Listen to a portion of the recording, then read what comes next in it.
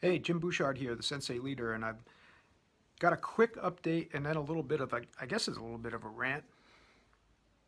No, I think it is a little bit of a rant. But anyway, as people come online, we'll just give you a quick update on what's happening in the next few weeks.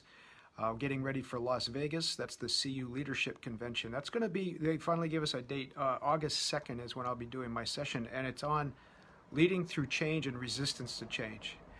And in response to that, today, go to thesenseileader.com. Of course, if you don't know about this, that's how you join the movement. Just go to thesenseileader.com and subscribe there. You'll get a free copy of the ebook edition of the Sensei Leader, and you're automatically part of the movement. And then you'll get updates on a lot of the events and activities I'm going to talk about in just a second, most of which are free to Sensei Leader movement subscribers. So anyway, hey Jeff, how you doing? Good to see you. Like I said, Las Vegas, August 2nd, we'll be talking about leading through change and resistance to change.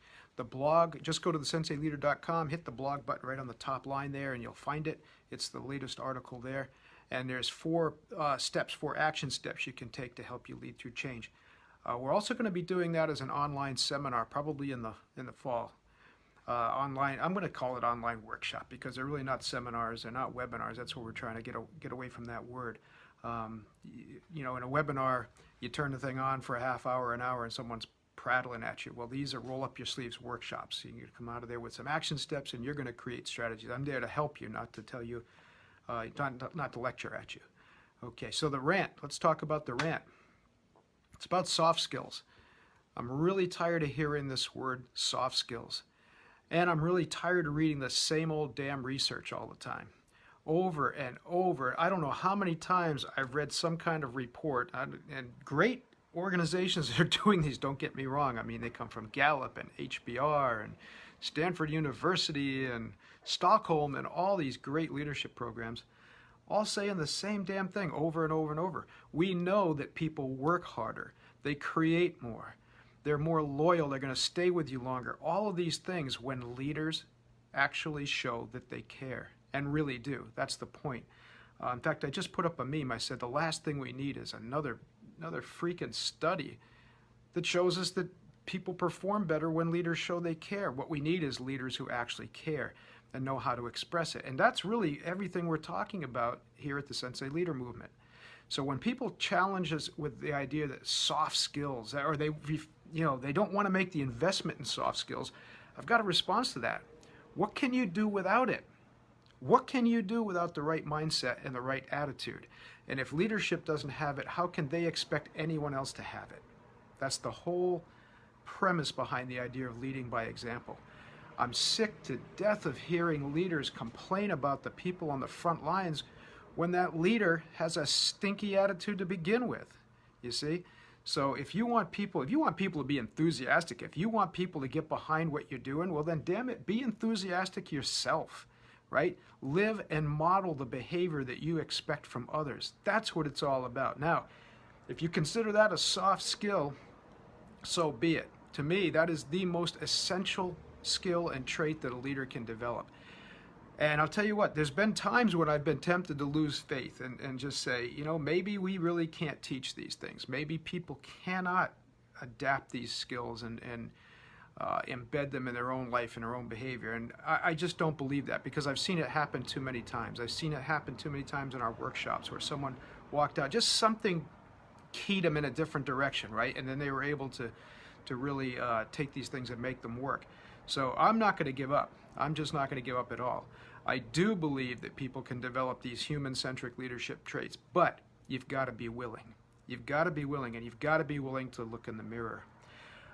Let's get back to that idea of soft skills again. You tell me, and please, hey, Kara, how you doing? Very, very nice to see you.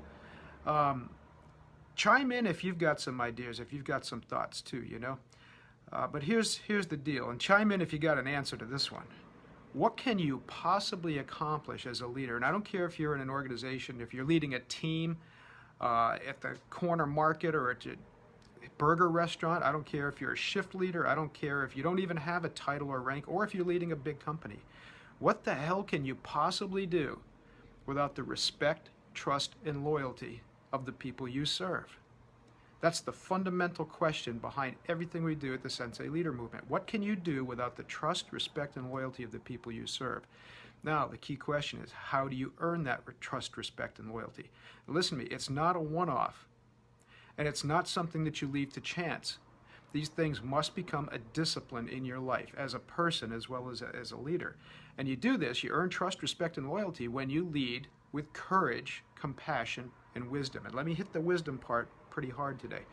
Wisdom is certainly experience and knowledge. That goes without saying almost.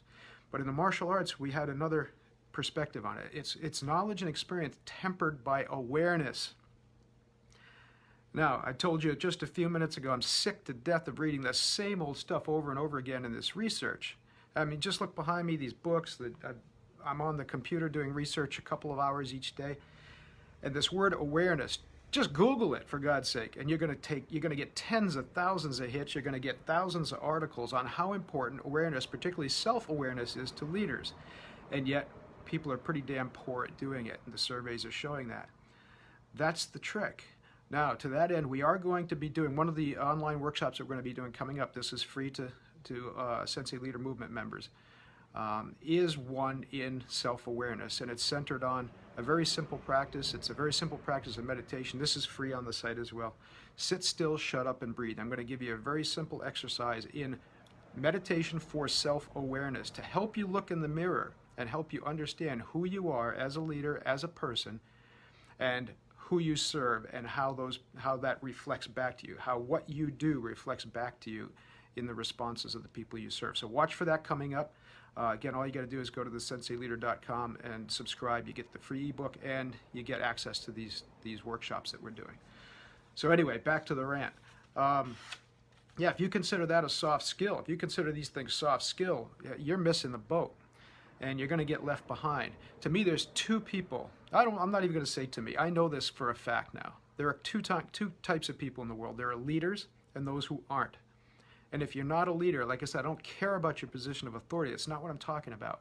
But if you're not a leader, if you're not on board, if you're not doing the things that we really focus on that a leader does, particularly leading, expressing yourself with courage, compassion, and wisdom, then you're going to get left behind. And that's what's happening to too many people. So anyway, yes, leading with courage, compassion, and wisdom. How do you do this? It's because you inspire, empower, and guide. And I'm going to give you the quick one-on-one version of it. The manager, this evil manager we keep talking about. And I'm not talking about your title. Don't be offended. That's ridiculous. I'm talking about people that have this mindset that they can control others, that they somehow can impose their will, they can get things done, just because they have that position of authority. A position of authority does not make you a leader, not at all. There are plenty of people in positions of authority that are piss poor leaders, and there are plenty of great leaders on the front lines that don't have any rank, title, or certificate. But anyway, here are the differences between what we're calling the manager and a leader, an authentic leader. For instance, a manager is going to try to motivate. Now, motivation is not a big deal. Motivation is just compelling someone to an action. You can do that by bribes, by incentives. You can also do that through fear, force, coercion. You can do that by scaring people, by threatening them. A leader inspires. So if the manager tries to motivate, the leader inspires. And that's a key difference. Inspiration means that you're making a deep emotional and intellectual connection with people, that you're showing them that they're part of something bigger than themselves, and it's part of something bigger than what each of us can do individually.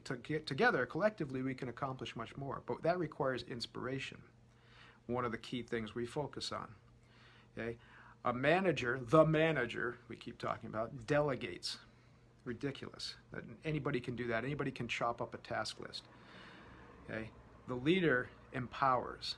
That means providing the resources, the training, the encouragement, and to express that respect, trust, and loyalty we're talking about, giving people the opportunity to engage and to take on some responsibilities and actually do something that's meaningful and purposeful, even though sometimes they're going to fall down, and being there to support them when that happens. We're not encouraging foolish mistakes, stupid mistakes, not at all. But all of us, the most successful people fail a lot. Why? Because they're trying. So that's it. So really quick recap again. The manager tries to motivate, the leader inspires. The manager delegates, the leader empowers. And the third part of that triangle is this. The manager tries to push or drive. The leader guides. And that's the whole imprint of the whole Sensei philosophy, right? That's what a Sensei does. And that's the blessing of what I do for work. I really have to be honest about that. I was challenged just the other day. Someone said, "What, really, Jim, what the hell do you do?" I said, "I really just teach people how to be a Sensei. That's what I spent most of my life doing." The blessing is that it's a perfect imprint if you want to be an effective leader. If you adopt this mindset of a Sensei to inspire, to empower, to guide, it's going to make your job a lot easier. It's going to make you a much more effective, much more powerful leader. So that's really what this is all about. So anyway, there's my rant. Soft skills, you tell me. Tell me in the comments here. If inspiration, empowerment, and the ability to guide people is soft, then I don't know what the hell is hard. I don't know what the hell is powerful. Now, I know the contrast usually is because hard skills, usually we're talking about technical skills. And very interesting, Daniel Goleman, the guy who coined the term emotional intelligence. In fact, I'm reading his new book. Well, it's not really a new book, but new to me. Primal Leadership. I've read several of his things, but Primal Leadership. And he hits it out of the park. If you read nothing else, just read the introduction to that book. And you will be convinced that what we're talking about is the most important and essential thing that you can invest in your business and your organization. The technical skills are important. They're equally important. But the problem is, Admiral Grace Hopper, I quote her all the time, she said it so perfectly. Management is about things. Leadership is about people. And for too long, we focused on the management and we forgot about leadership. Well, join the Sensei Leader Movement because that's what our whole mission is. We're putting the humanity back in leadership. That's what we're focused on doing. And we want to support and develop human-centric leaders all over the world. So anyway, thanks for indulging me in that rant.